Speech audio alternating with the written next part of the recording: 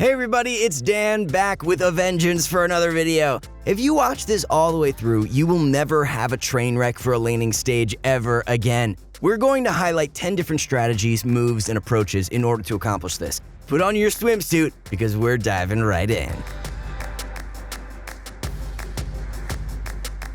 Right after our question of the day, that is. You should know the drill by now. So my question for you is, what is the worst laning stage you ever came back from? I went 0-7-2 in 10 minutes as Silencer, but recovered to win an hour-long game. Let's kick it off with the most obvious and extensive one, going jungle. Everyone knows this by now, but knowing is only half the battle. We all think we know things, but then still seem to mess it up more often than we should. You have to identify ASAP when things are starting to reach disaster status and leave for the jungle before things get any worse. Kills are very high value right now, so we don't want to keep dying over and over when there's a juicy jungle right there. You should be able to identify if a lane is likely to be terrible from the draft. Like if you have Pudge position 5 supporting your Terrorblade and you're up against Axe and CM. This is just impossible. Always try your best, but don't hesitate to get out of there as early as you have to. You'd probably have to leave by level 3. Again, don't beat yourself up before the lane has already started, because we see all the time in low brackets people fail to push advantages with aggression. Maybe the Axe and CM will just be bad, but probably not. When you see this lane in the draft, you'll want to focus hard on jungle items. Usually, these will be the exact same as your normal items anyway, in case of Terrorblade, but absolutely don't get things like Boots and Windlace early if you know it's likely you'll have to go to the jungle early on. You can jungle earlier than you may think. Level 3 is perfectly fine if the lane is impossible, on any hero too. Overtime heroes have gotten quite a lot of power creep, but creeps remain the same. Creeps are super weak compared to the heroes. Way back in the day, it was a lot harder to go jungle so early, but now it's really easy. It was made even easier with the 5 couriers, so you can fly out on your own salves and clarities. Speaking of the jungle, the second thing we can do is stack camps. We are currently in the best patch for stacking in the history of Dota 2. Absolutely, this is great use of time if the alternative is feeding the lane. The question isn't even is it worth the stacking? The question is how can you best stack? The best camp to stack will be the Ancients. Radiant Ancients must be pulled up at 55 and at about 54.5 to double stack. This is one of the hardest camps to stack in the game. Don't even think about trying to stack it to the right. Any stacks past 2 are virtually impossible on this camp, so once you get 2 stacks on it, focus on other camps. If you have any skills that can help stack, use them. For example, Veno can Gale the Radiant Ancients at 53 and then walk up to the medium camp and stack that manually too. Notice how we subtracted time from the stack timer because the ability we're using to stack slows the creeps. Dire has 2 sets of camps that can be stacked without skills. Hit the Ancients at 54.5 and walk down, then hit the camp there at 56 and keep walking down. The medium camp above Dire T1 mid can be hit at 54, and then the camp right above that can be hit at 55 or 56 at stacked in the same minute. Stacking is so good right now because you get 35% of the gold when someone clears your stack. And that gold isn't taken away from the clearer either. It's just an extra magical 35% gold for your selfless work. Number 3, securing runes. Runes spawn at minutes 4, 5, 6, 8, and so on. Hopefully our lane hasn't become a total disaster before 4 minutes, but hey, if that did happen, then it's okay. Just use one of the other strats in the meantime. Bounties at 5 minutes are 50 gold times 5 heroes. That's 250 gold. And if you don't take it, that means you're letting your opponent take it, so every bounty is a massive 500 gold swing. Secure 2 bounties and that's a 1,000 gold swing, especially if you can secure the ones on your enemy's side that normally they would get instead. Be there before it spawns. Secure mid a rune at 4 minutes, jungle a camp, then be on top of those bounties before they even spawn. Just because your game is screwed doesn't mean you can't be a huge help to your team. If the enemies are setting up too and you get caught by a few heroes, just do your best to get the rune anyway. Usually, people will use their stuns to get the rune, so you may be able to TP out after that, or at the very least, run them on a wild goose chase in a bad direction. Don't run where they want to go. Take them in a suboptimal way. Analyzing your errors is number 4. For this one, Vinny told me a story about a student who abandoned his lane after dying. The matchup was Ursa and Shaman versus Earthshaker and Weaver. Ursa Shaman had the safe lane advantage, so given a similar skill, the Ursa and Shaman should win comfortably. However, they both died, and the Ursa student went to the jungle. He said he felt like the lane was over. It's always good to be consciously thinking about your decisions as opposed to playing on autopilot. But what you should do first is think, is there a huge mistake I'm making that's causing me to lose the lane? Is this really a disaster lane, or is it a good lane that can still be salvaged even after mistakes? The Shaman and Ursa were hard committing on the Weaver. Big mistake. The Earthshaker could then get a perfect fissure block on the still Shaman. Ursa can't reach him to help because Earthshock was on cooldown for the initial hard commit on Weaver. Both players made mistakes. The lane was not bad at all and could still be recovered. Anytime you die, you have to ask yourself, why?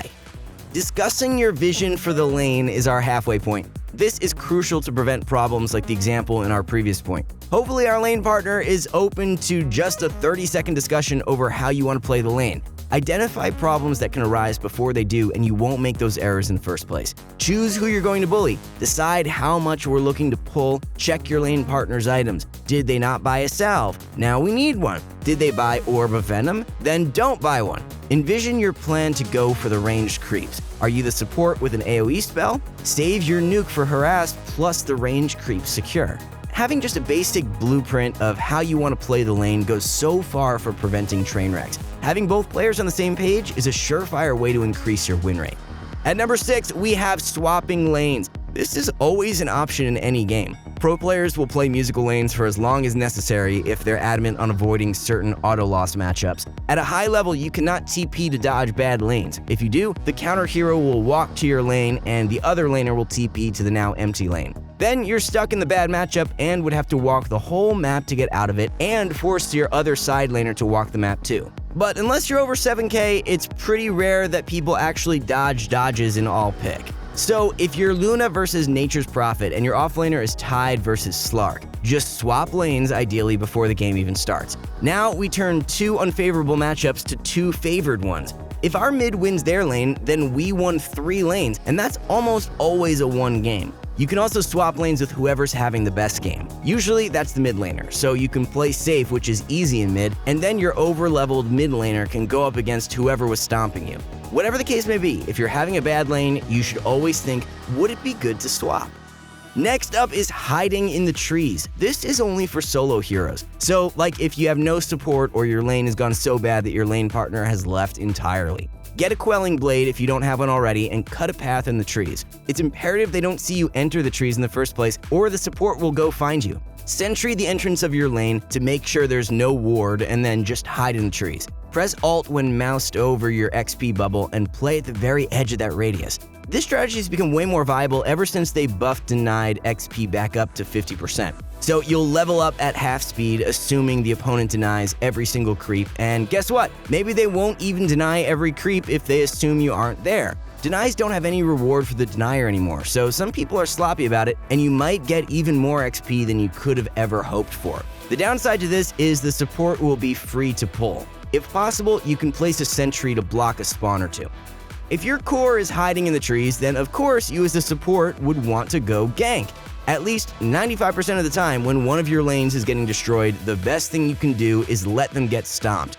Don't be that offlaner who complains, PA is getting free farm, need gank, if your other lanes are winning. Not everybody can have a good time. It's better we have 2 cores with a great game than 3 cores with a good game anyway. So if you're the support, or heck, even if you're the core getting stomped, give up on that lane and go gank if you have the tools to do so. Walk in ways that would avoid vision. Don't just walk up at them head on. Always come from trees or behind the tower or the side of the hill when ganking mid. Watch the lane position. Wait for the target to be further up. Indicate that you're ganking. Buy a smoke, it's only 50 gold. It is very uncommon at low MMR to gank mid, so it works a huge percent of the time, but you must do it right. It is almost never correct to walk from behind your own mid just straight at the enemy. They will simply walk away. Almost done. Another option is to snipe couriers. Some heroes are better than others at this, but it's a viable move for anyone. Ever since there have been 5 couriers in the game, crow kills have reached extremely high priority. Killing a level 4 hero's courier yields 40 gold to everyone on your team, which is a total of 200. That bounty increases by 5 for every hero level with a base of 25. Early game, a ranged hero will virtually always need exactly 2 hits to kill a courier, and a melee hero will usually need 2, but can sometimes need only 1 because the flying courier takes 50% more damage from melee attacks and has 100 HP at level 4. By the way, the courier upgrades to flying at level 4. take a ward and place it behind a tier 2 and jungle deep on the enemy side of the map. If you can get it before it reaches the hero, that's amazing because you've prevented them from getting their items. If you can't reach it, don't reveal your position and wait until it heads back.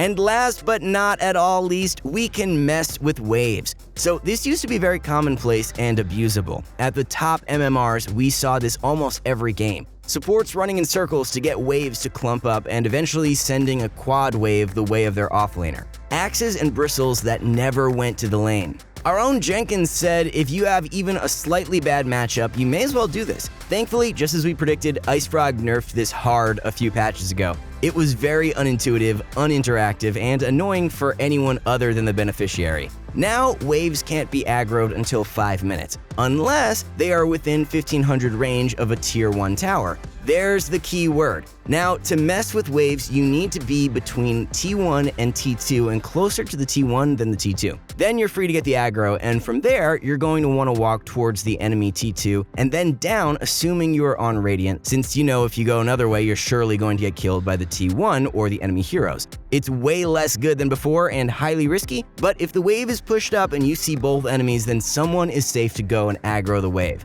From there, you'll want to take it to between your own T1 and T2 into one of your creep waves. Boom! A wave safe to farm even after they almost completely removed creep cutting. Thanks for your attention, everyone. We will see you again very soon with all new content. Remember, you can affect what we make, so if there's something that you're dying to see, please let us know. Like, subscribe, and hit the bell to help us help the Dota community. Have a great day, and stay pro.